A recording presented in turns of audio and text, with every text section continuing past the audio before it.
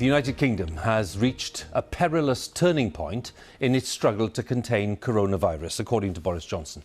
The Prime Minister has set out a series of new restrictions for England, with a warning that they could well be in place for 6 months, and that significantly greater restrictions will be brought in if new cases continue to rise sharply.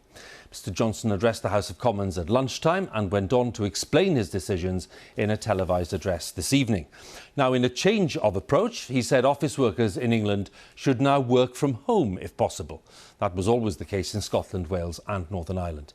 Pubs and restaurants will only have table service and will have to be closed by 10 p.m, and customers will have to wear a face mask unless they're seated. There'll be stricter penalties too in England, with a fine of £200 if people don't wear a mask or if that rule of 6 is being broken. But the Scottish Government has gone much further. From tomorrow, people will be banned from visiting other households. We'll have more details. Our political editor, Laura Kuensberg, starts tonight with her report. At exactly this moment, just after the stroke of 10, this will happen in every pub across Britain. No late nights, maybe no New Year's Eve countdown. Limits for months to come. It's the third time inside Downing Street the Prime Minister's decided to take the deeply unusual step to talk direct to the country. A mark of these extraordinary times. Good evening. The struggle against COVID is the single biggest crisis the world has faced in my lifetime. In less than a year, this disease has killed almost 1 million people and caused havoc to economies everywhere. The virus has started to spread again in an exponential way. Infections are up, hospital admissions are climbing. We risk many more deaths, many more families losing loved ones before their time. Downing Street's instructions are for England, but this is a message for everywhere. Rules creeping back in response to the disease's quickening return. The single greatest weapon we bring to this fight is the common sense of the people themselves, the joint resolve of this country to work together to suppress COVID now. And to those who say we don't need this stuff and we should leave people to take their own risks, I say these risks are not our own. The tragic reality of having COVID is that your mild cough can be someone else's death knell. And as for that minority who may continue to flout the rules, we will enforce those rules with tougher penalties and fines of up to £10,000. We will put more police out on the streets and use the army to backfill if necessary. Yet if that isn't enough for the majority to prevail, if people don't follow the rules we've set out, then we must reserve the right to go further. We must take action now, because a stitch in time saves 9. Never in our history has our collective destiny and our collective health depended so completely on our individual behaviour. Now is the time for us all to summon the discipline and the resolve and the spirit of togetherness that will carry us through. this is not lockdown, but the plan to drive down the spread will hit many businesses where it hurts. This late night bar in Leeds will lose 5 hours of trade an evening. I'm not really sure what the streets are going to look like at 10 o'clock. A lot of our revenue is obviously generated at the night time. We're part of the nighttime economy, so it's worrying not just for our business, I think for all of our neighbours, everyone in the industry really. I think we'll see a lot of closures, sadly, a lot of job losses. And what was an instruction to get back to work now means back to the computer in your lap for millions of workers.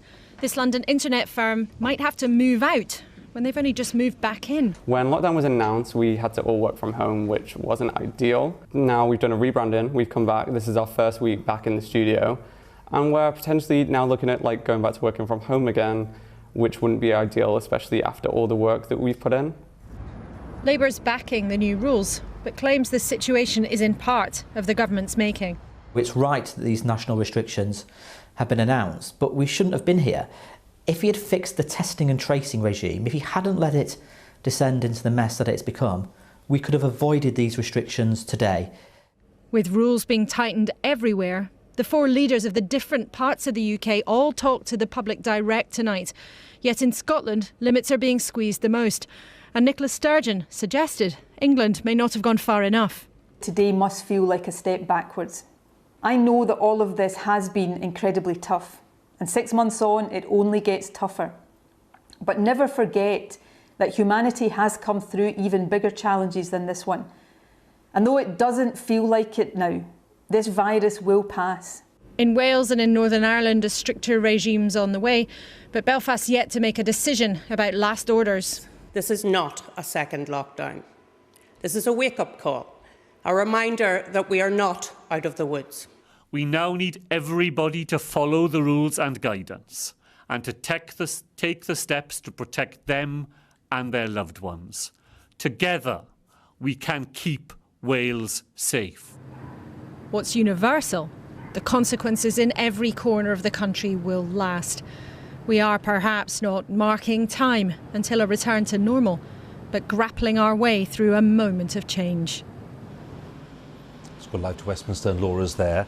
So the Prime Minister talking in terms of possibly 6 months of restrictions, Laura, possibly even tougher measures if the right results aren't achieved. What kind of response has that had?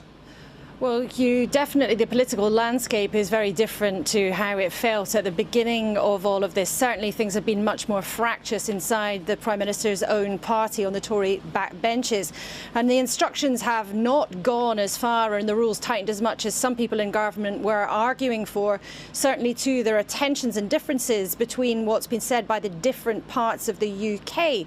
But in the big picture, look, this is still going to have a very serious effect on parts of our economy. And when you look beyond the individual measures themselves, it all adds up to a big and serious moment where it feels like leaders in Edinburgh, Belfast, Cardiff and here in Westminster are trying again to punch through the public consciousness and say, look, get real. This is still a huge problem and it is growing and it is serious and everyone is once again being asked to play their part. Despite that more fractious political environment and despite, no doubt, elements of fatigue on the public's part.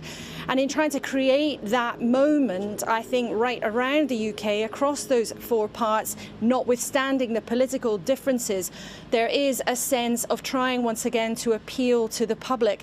But, you know, it's exactly 6 months tomorrow since the Prime Minister told everybody they must stay at home. But here again, he's back with what may seem like a very depressing message for many people, that there is still another 6 months to go, with potentially a full year of all of our lives being profoundly shaped by this pandemic. Laura, many thanks again for the latest analysis there at Westminster. Laura Kuensberg. So let's take a look at the latest government figures, which show that there has been another big rise in new cases. That's the background to these measures, of course. Number of deaths is beginning to climb. In the past 24 hours, 4,926 new coronavirus infections were recorded across the UK. It means the average number of new cases reported per day in the past week is now 4,189. And as new cases have climbed, so have daily hospital admissions, with 248 people being admitted on average each day over the past week. That number does not include Scotland. In the past 24 hours, 37 deaths were reported of people who had died within 28 days of a positive COVID test. That's the highest daily toll since the middle of July. It means on average in the past week, 23 deaths were announced every day, taking the total number of deaths across the UK so far to 41,825. Now, despite the rising number of infections, the Prime Minister told people who were shielding early in the pandemic that they didn't need to shield again unless they're in an area with a local lockdown. Now, some experts suggest the measures announced will not be enough to suppress the virus in different parts of the UK and specifically in England, given what the Prime Minister was talking about. Our medical editor, Fergus Walsh, looks at the challenges ahead.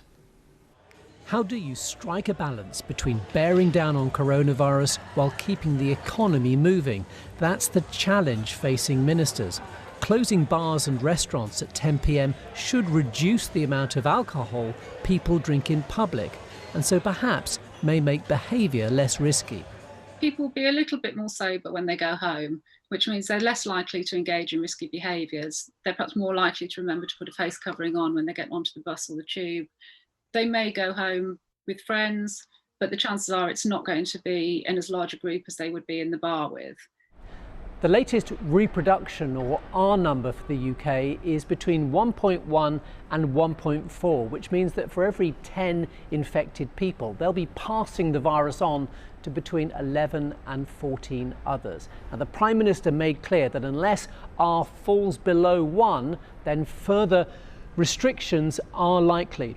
It's thought that coronavirus cases are doubling roughly every 7 days and are increasing among all age groups. Hospital admissions are rising too. Yesterday, government scientists said that left unchecked, we could see 50,000 cases a day by mid-October and perhaps 200 deaths a day a month later, though they stressed this wasn't a prediction. But that would still be a fifth of the 1,000 daily deaths at the peak in early April. Encouraging people to work from home again should mean fewer chances for the virus to spread on public transport and in offices. Then there is Scotland's decision to ban most people visiting other households indoors, aimed at tackling a key driver of infection. We can expect this to have a significant impact because we know that this disease is spread from person to person, particularly in indoor environments where there isn't so much ventilation and there may be multiple people close to each other.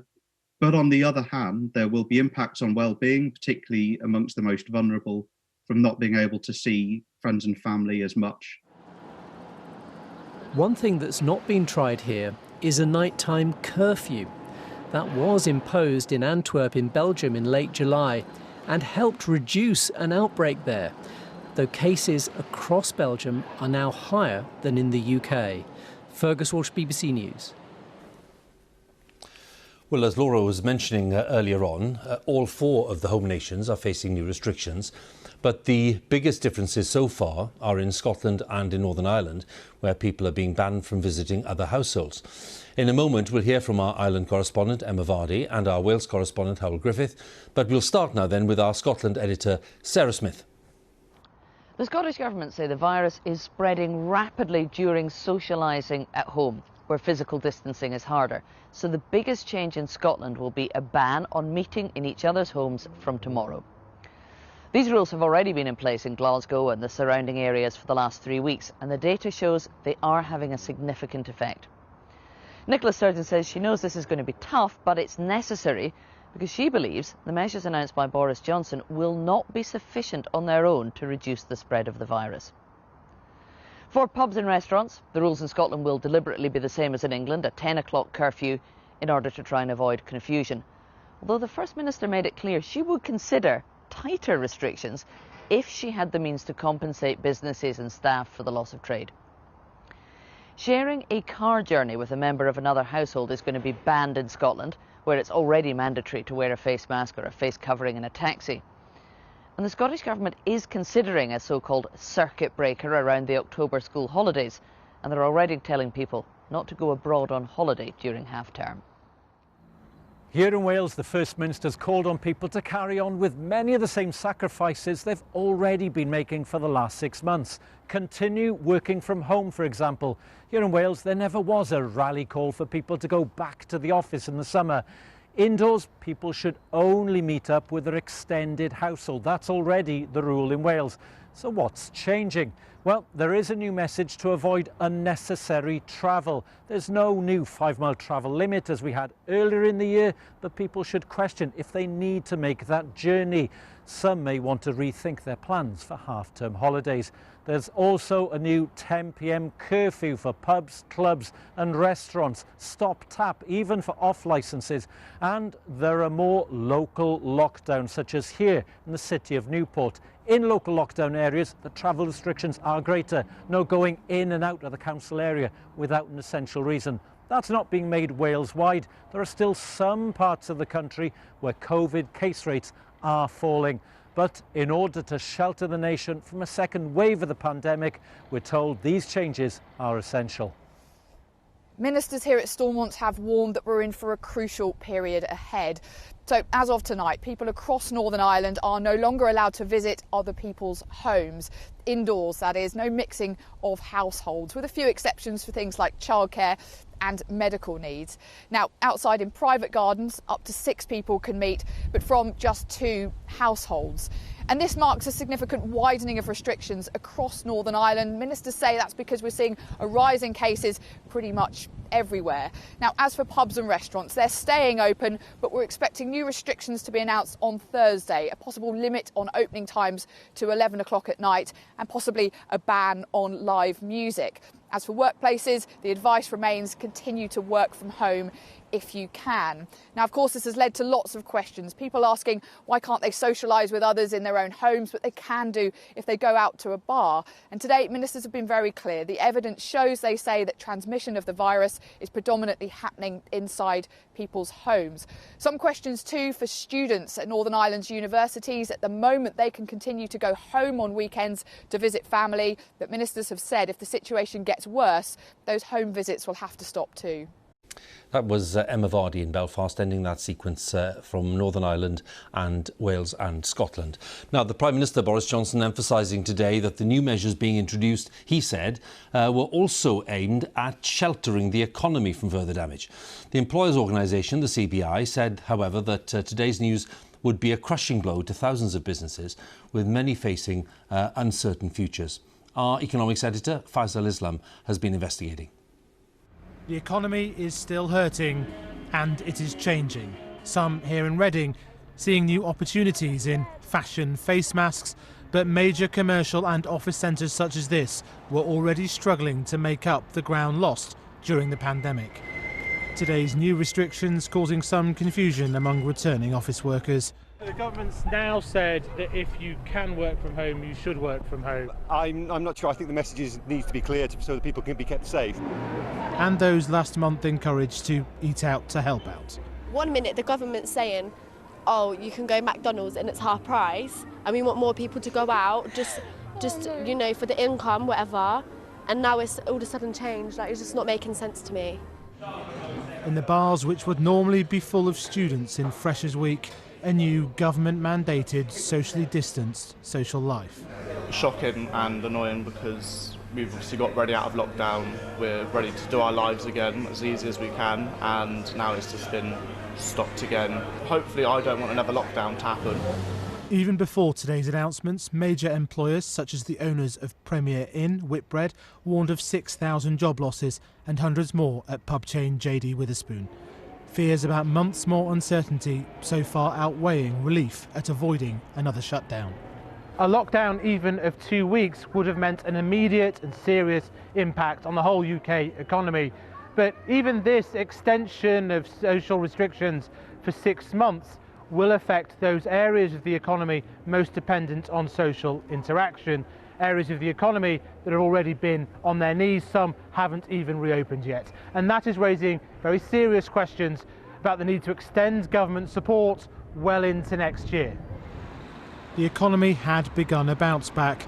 Business groups say some new version of the furlough scheme needs to now be in place next month and government loan guarantees extended.